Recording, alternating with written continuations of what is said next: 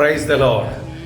ദൈവമക്കളെ, ഒരു മനുഷ്യൻ കഷ്ടത്തിലാവുക, പ്രതിസന്ധികൾക്കകത്ത് അകപ്പെട്ടു പോവുക, ലോകം മുഴുവൻ അവനെ കല്ലെറിയുക, ഇങ്ങനെയുള്ള അവസ്ഥയിലൊക്കെ ആൾക്കാർ ആരെങ്കിലും കടന്നു പോകുന്നുണ്ടോ?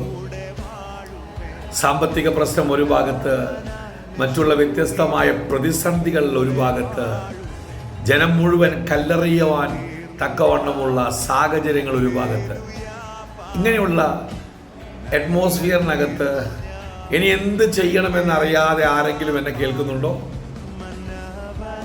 1 ശമൂവേൽ അതിനെ 30-ാം അധ്യായത്തിൽ നമ്മൾ വായിക്കുന്നുണ്ട്. ഈ പ്രശ്നങ്ങൾ നേരിട്ടിരുന്നു ആര്?